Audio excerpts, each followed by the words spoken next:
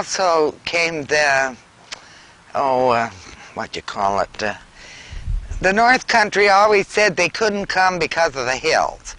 But my dad didn't go for that because he said they could have come, hills or no hills. But you see, immediately around the area, he had most all the business. But the big business that kept it open was the South Country, the Yeagers, the Hagmans, all that. They came, the Majors. Yeah, and Deer Lodge and all in there. They came because if they hadn't have, he wouldn't have had much of a deal because there were, well, of course the farmers' clothes came, but you know, you had to have more than that, didn't you now? The need to cooperate was an integral part of the rural lifestyle. If I wanted a horse to do something extra, I went to the neighbors. And if he wanted a horse, he come and got it. We exchanged everything except, you know. Well, we borrowed the neighbor's drill to seed it, and we borrowed the neighbor's binder to cut it. 4 horses on the binder. And we got the twine somehow.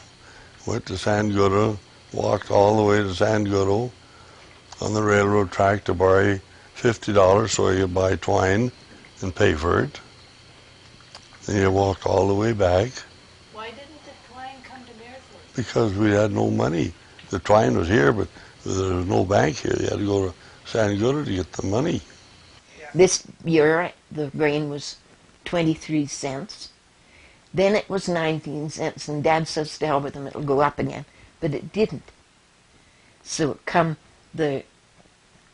it's an early spring that year, and the roads are going out, and he said, we've got to get some more of that grain in.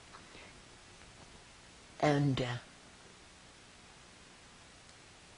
he loaded up the load for me, and the night before, and the wind blew. He said, there'll be some drifts, Mary. Remember, the roads weren't plowed at all, weren't plowed or kept open. And now you go careful on the drifts. You don't want to tip the wagon over. You don't want to lose the grain out of the top. Just go out to the edge so the horses won't have it quite as deep. And all by Alf Campbell's was drifts, half a mile of drifts. And I went through them careful. We had blankets over the grain to sort of hold it in. And then I come to Mayerthorpe. How old were you? 11. 11 But to go around where the bridge was.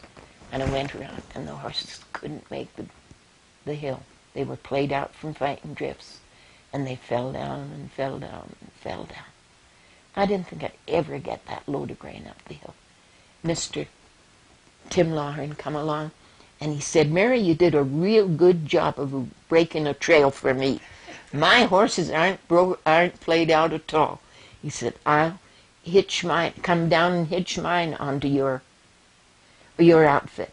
But he said, first of all, let me see if I can get them. Well, of course, when a man takes the horses and it's good, a good horseman like Lawhern's, the horses got brave and tried some more. And he swung them further out in the mud than I was scared to go.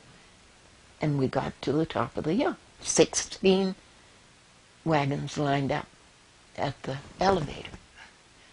You know, they came at all hours with the grain. In those days, they only had horses, you know. And if they bogged down or couldn't get the thing loaded and ready, they might come at 1 or 2 o'clock in the morning even with their loads of grain. And the lights weren't the best either, you know, with big gas lanterns and stuff lots of times. And during the winter, of course, there was no pulling grain, but he had to go every morning and night to check the fires because all of the little machineries and testers and that would freeze up because they weren't of the modern day, you know, all water and what have you. And I recall a family that when I moved here in '53 come in with a sleigh with horses and a wagon load of turkeys. And so they brought them into the elevator to weigh them. And I don't know how accurate we got, but we weighed the whole load in the elevator scale, and then they took it out and went from there. But it's interesting. Such a variety of real good, hard-working people, but really, in tough times. It was how many people, farmers and businessmen, got through the hard times. The farmers of the South Country especially could not come. There wasn't a bank here all the time. So he became their banker at that elevator. So therefore he had a big guard dog all the time with him because he had so much money there. And the bank only came once a week, I think, from Sanguro. And he would do their deposits and stuff. So he was a very honest and a man of very high integrity. I can remember members of the wheat pool taking their grain to the Searle to see if they could get a better deal. First 2 loads they might, and the 3rd load, Dad would say, bring me a handful. Just bring me a handful, that's all. He'd say, what are you getting for it? And they'd say, he said, well, sure, you are, and you know that you should get more, or you know you don't deserve what you're getting. Because that's how the line companies were working at that time. I don't know how they did later. You weren't allowed to work on Sundays. And so before we had TransAlta Power here, we had the local power plant, Northlands, I believe it was. Well, so I had a bunch of cars come in, and of course I'm running 2 elevators. The one on the west end and the middle one. I had 2 elevators. Yeah. See, one was Alberta Pacific, and then the Searle bought them out, so I had to run both of them. And so I was working on Sunday to get ready for Monday. It's harvest time, and I'm loading cars. And the manager of the power company come down and raised a particular heck with me. So it got me upset, because here I am trying to help the community, not myself, load these cars, and he said to shut it down. So I finally said, because they only had so many motors on. Yes, for Sunday. So I said, look, sir, my job here is to help the farmers and the community. Your job is to provide power. So please go down to your shop, open up the motors, and give me some power, because I'm going to work. And so he did. The superintendent came came every 3 months or something. He never paid much attention to the elevator. He usually came up the house, had coffee and supper, went home. But this day he did stop at the elevator, and they were cleaning the bins in the elevator, and he said, he said, that young man can certainly work. My father said, that's no young man, that's a young lady, Arlene Barney, and she sure can work. You're right. Because once I was sent to Mayerthorpe a lot to buy things, maybe a little bit of seed grain or something. I think I knew them all. Or I was sent horseback for necessities of life, like tobacco or yeast, but tobacco mostly. Yeah, yes. The community's success depended on the success of each individual. Well, we bought a lot of grain, and we bought a lot of malting barley. I remember one year that we shipped 50 cars of malting barley out of Mayerthorpe. The federal did too. Well, you see, the elevator itself, to me, I always appreciate the fact that it provided my living, and a damn good one, if you don't mind the word. Yes. And I always say to people, I never will forget that either, That's been really good to me, the wheat pool. I do hate to see it go in that respect, because it did help a lot of people around here. I've had some good. I've had good times with in the grain business, and it's treated me well. The farmer's responsibility was not only to grow the grain, but to decide which grain to plant. But in our area, the soil was gray wooded, and there was no fertilizer used. And when you farmed with horses, you didn't get the fields cultivated the way they should have been, really.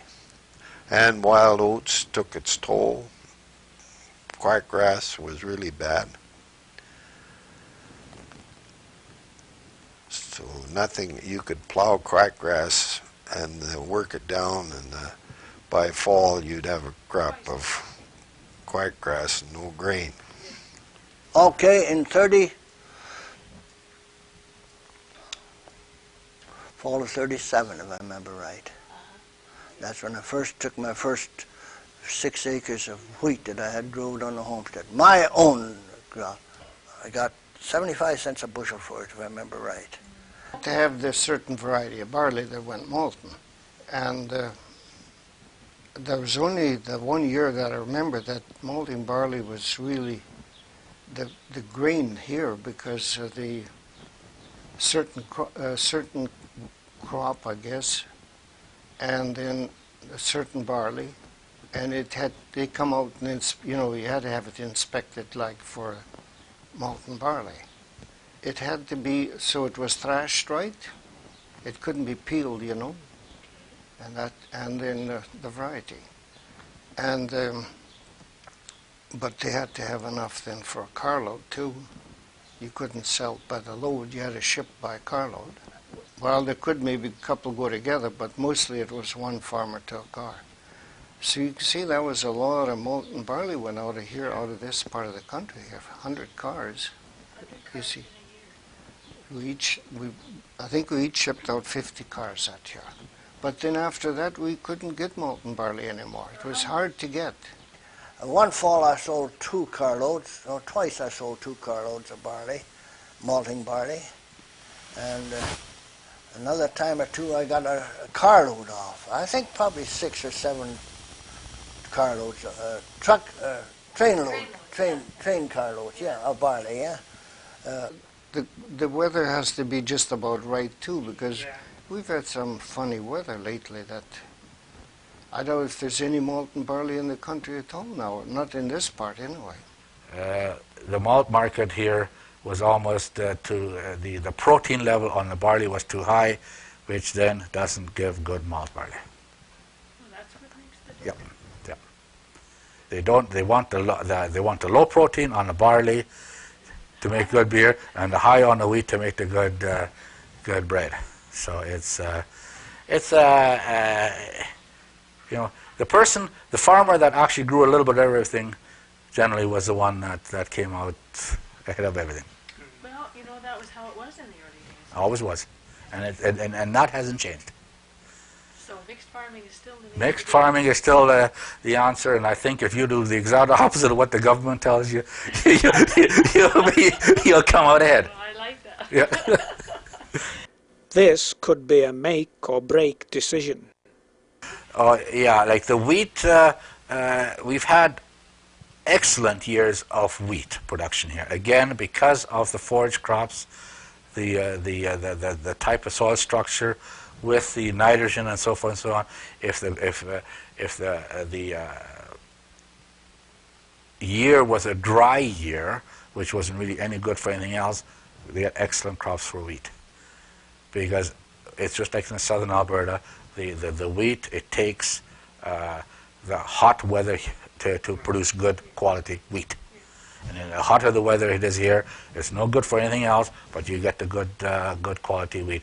I've had wheat that was grading number 1 and a 14.6, 14.7 protein in it, which is unheard of up in this part of the country normally. And I've had that. I've had lots of it. So and then the next year it rains and it's down to 11. So it really varies. And the oat production is unique, where it's almost a belt which stretches literally from Wildwood to Barhead, because again, it's the forage crops are broke up, the land is clean for a couple of years, they put oats on it, and oats do excellent on breaking. So right away you get your good quality oats, and that's what they want. So it's barley is more what was grown. There was lots of barley grown here, but it was again for feed. Very little was exported towards the end. Wheat, there was quite a bit of wheat when I come here. And then, of course, when they were growing wheat when I come here, but then their land got so bad with wild oats, they had to change over to early barley, you know, which is an early barley, and it would go malting. I know one farmer come in with a load of wheat when I was here, and he had just about half, half wild oats and half wheat. He had garnet wheat, you know, but talk about wild oats. And then after that, they started growing early barley and cleaned up their land. Cleaned up their land, and also was a good variety for malting barley. At the end, it was the actual grain coming in didn't really vary that much. It was mainly barley and oats. There was some wheat produced here. In the later years, more wheat, because it was, again, more money. Wheat and canola were the ones that actually carried through. The canola did come stronger and stronger. There was more producers growing canola, but as an exporter, like the Alberta Wheat Pool, we were really not that competitive in the canola market. We were because the crushing plants were just that much more lucrative to the producers. The crushing plants being Fort Saskatchewan and Edmonton. The grain agent's responsibility was to weigh the grain, certainly, but also to test it for quality. Well, the dockage is if you had weeds in it or wild oats in it or stray grain, like, you know. Okay. If you had barley and you got wheat in it or wild oats in it or even tame oats, there was a certain amount of dockage because they cleaned it out as just pure barley. But that's on malting barley. On the elevator, they take a measuring cup, like it's so big around, and they fill it with barley or whatever it is, and then they put it through a screen, and then through this and that, and then if there's any stuff that falls down below, that's dockage. A measure. We had a measure there. It's kind of like a bushel measure in a small scale, you know. And then you put that through and you weighed the grain first, then you weighed it when you got it clean. We had these little scales. Yeah, something like a fanning mill, and it cleans it right out so that you just got the straight grain left. Yeah. The rest of the stuff is below is stockage. So that's how and then they weigh that up, the percentage. Right down to 2 kernels of barley will tell you the right weight, so it's pretty accurate. Well, there was the first years ago, they had it's quite a while, today is different, but they had an oil burner, and they put oil in and stuff, and they burned it, and they tested it that way. Today they put it through electric outfit, in a matter of minutes they tell you what dockage is, what temperature or moisture's in it. Oh, they have fancy machinery in there now. We didn't have that fancy stuff. We had, when I started off, we used to test grain with it was cooked in oil, and we had a alcohol lamp, and we put that under the oil, and we brought the oil up to a certain point, and that boiled this grain, and the water come out into a little measuring thing, and it told you what the moisture was in your wheat, in your grain. Of course, it didn't matter wheat or oats, but mostly wheat is what we tested. And those burners, they were just awful. They would get wild after a while when they got too hot, these alcohol burners. Then we went to electric ones, and then eventually we went to the new type where we compressed it and then just turned the crank to shoot the current through the grain. And that told us the moisture. Getting the grain to the elevator was half the fun. Oh, team and wagon. And how did you get the grain on the wagon? A shovel with a scoop shovel. Oh, okay. Shovel there, back and forth. Didn't have one of these fancy augers. Oh, no, no, no. That's the thing afterwards. You loaded it by hand in the car. You drove up with a team, and a man on each end of the box, and throwing it in the box. And the guy in there throwing it back. All hard work. Well, you couldn't haul with just an ordinary team. If you hauled with horses and a sleigh, which I hauled lots of that, not my own too much because the trucks come in and I hired a truck.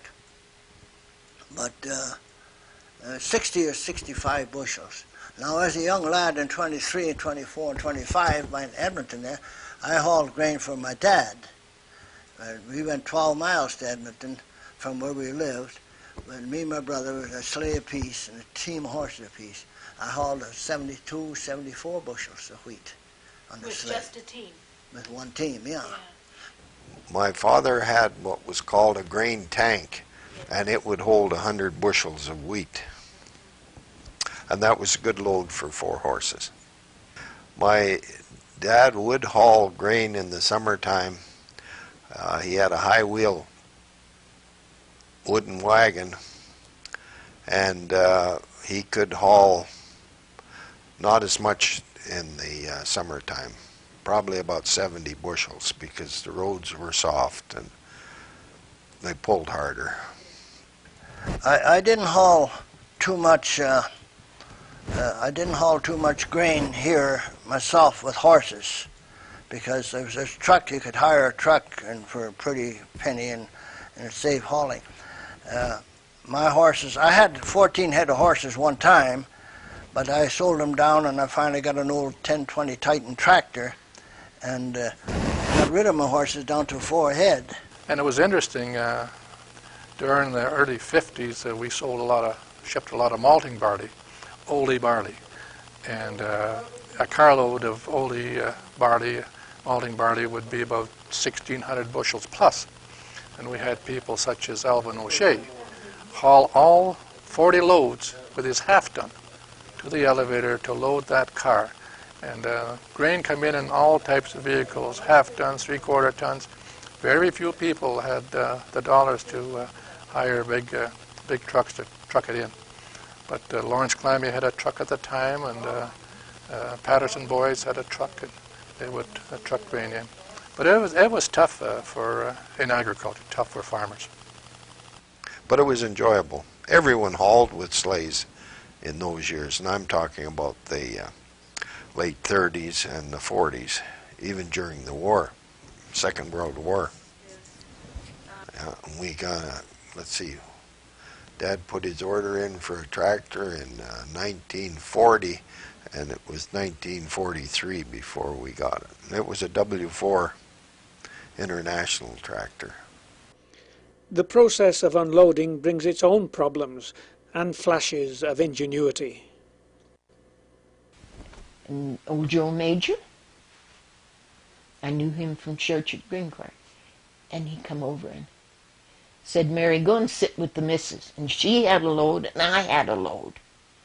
Mrs. Major hadn't learned English much yet, but she had a nice fur coat on and lots of blankets, and she tucked me in and thawed me out, and he threw snow on the ramp so that when it was our turn to come out, there'd be snow for the sleigh.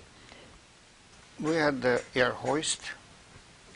There was an air compressor that run with the engine, the steam engine that run up, pulled the grain up, you know. Yeah. And the front wheels of the wagon went up.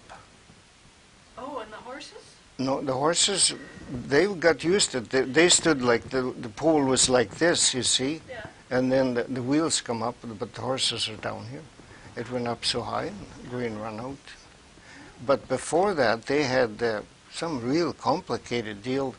They drove in with the wagon, and they had 2 spots where the wagon run on, and then the back wheels of the wagon went down and spilled the grain. The front wheels stayed level with the floor, but the back wheels went down, and then they kept changing it all the time. Now well, I still had the old hoist in this elevator until they built this new elevator. Then they put in an electric hoist, you see, that pulls the front end of the truck up. But they very seldom use that now, because they have dump trucks. And yeah. But there's a person, a fairly hefty one, came into the elevator, sitting in a pickup, and Because you're on a manual scale. It didn't take very long to have this pick up weight. Well, by the time she got out of it, I weighed the difference and I told her how much she weighed. Well, that didn't. There was some hard words, and consequently, I didn't do it again. Oh yes, yeah. Another story was a farmer, was a very good farmer, an older gentleman, had come into the elevator, and the thing was, the elevators are notoriously known for, they have to come in, they have to talk. So the coffee cups come out, and so anyway, he came in there, and he talked, and he talked, and he talked, and he talked, and I went and I dumped the truck, and so the truck was hoisted up, and so I come in there to make the checkout, and he come, and he said, well, I gotta go, I run off. So he runs into the elevator, jumps in his truck, and takes off, with the truck box hoisted up. Well, he took the doors, the outdrive doors, and at that time they had air lines to open up the doors. Well, the lines went, the doors went, and the truck was cut off, just like it was, just as if somebody took a knife and cut the top of it off. So by that time he was starting to roll down, and it couldn't stop, no brakes. He rolled right out of the truck, and I heard the bang. I ran outside, and he walked around the truck, and he looked at the truck and up and down and said, oh my. Oh, my. That's all he said. And we laughed.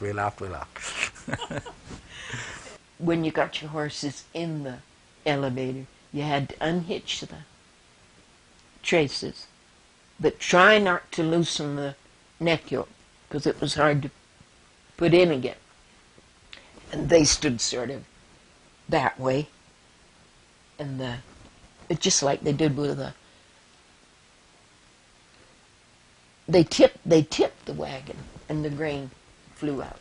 They weighed you, and with the grain in, and then they drained your grain out, and you put all the blankets back, you know, the ones that were in the cracks that leaked, and your lunch and everything, because they didn't want to pay for that as the weight of grain. And you drove them out and around to the office, and went in, and he gave you some coffee, and take the top of your head off, and made out a check for you. And they didn't have computers then, but he had scales and scales and scales all nailed on the wall to figure out how to. It didn't take him very long.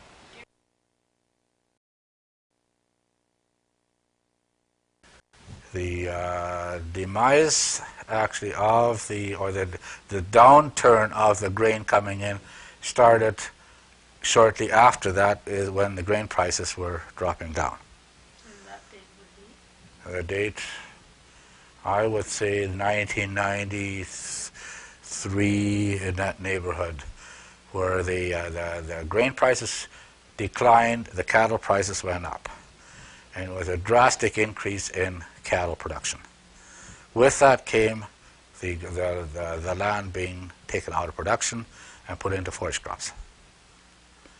And like I told you earlier, it probably jumped from a quarter of the all arable land in forage crops to probably 3/4 of the land being in forage crops.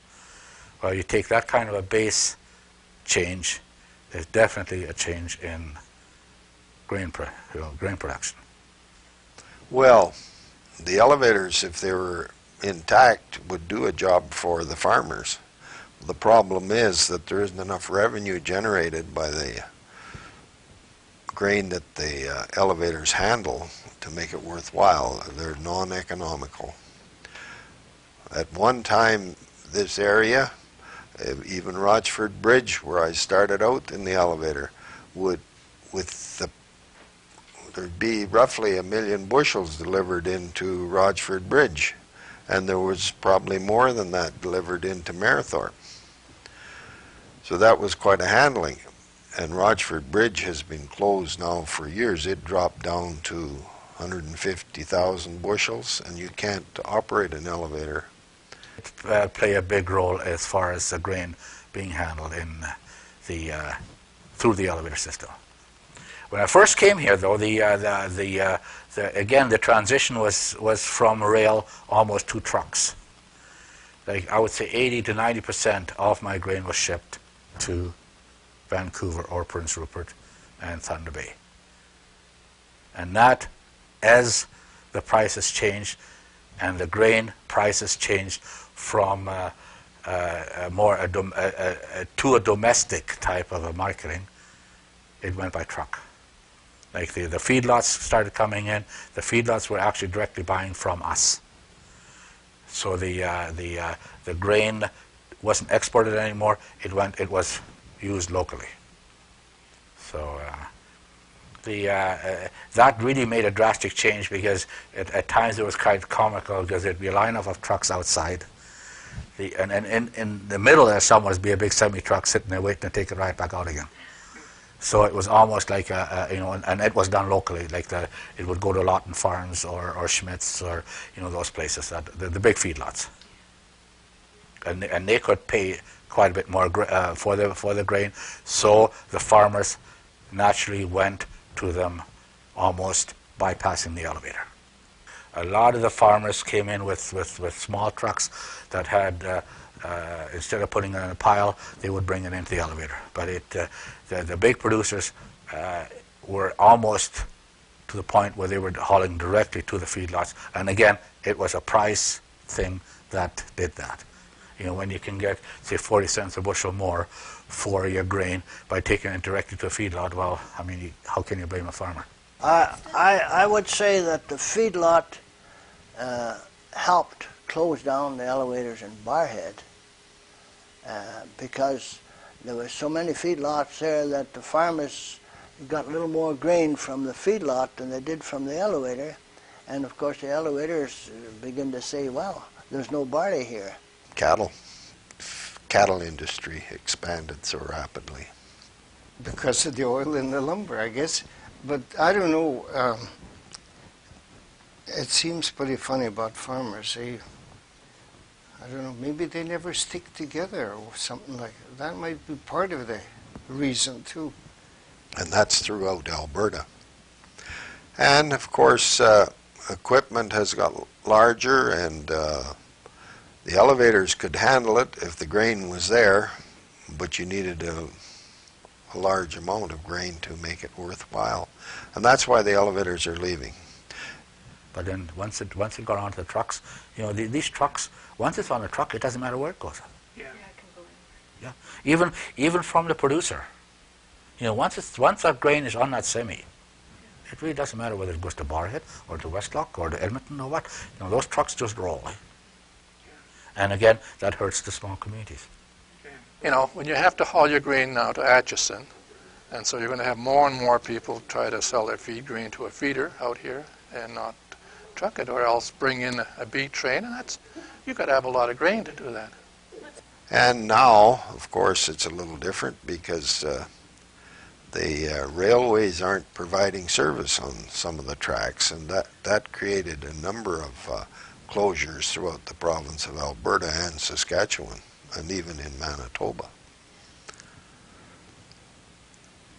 And it's sad, but these smaller communities that used to have an elevator and that don't have one anymore now. I mean, they're literally being written off. Where you could always drive along the highway. If you saw an elevator, you knew there was a town. Yeah. It's probably 7 miles apart from the next. Yeah, but now you drive past towns, you don't even know they're there. That landscape is gone. Yeah, so this is the elevator in Mayerthorpe is the only one actual. We were the last one remaining elevator on this rail line, but the skyline has definitely changed. For the farmers are going to quit growing grain because they can't have maybe 500-600 bushels to sell, and these big trucks from the city won't come out for that. So they're going to quit growing grain, and the public will starve, quit eating. I don't believe that those big concrete structures are the answer, but yet that's the way to be efficient. Well, the only thing is that the railroad has such a big part in that. They're going to tear out these rail lines, the railroad and our tracks. And So I don't know what will really happen. Part of our history, isn't it? We used to see an elevator wherever we went, but now they're going to be gone for quite a while, and maybe never again. I feel sorry for some of the conditions that were going on with the farmers. But I mean, again, it's those type of things are market related, and some of the decisions are made in the boardrooms which the average person has absolutely no control over. You got enough BS, eh?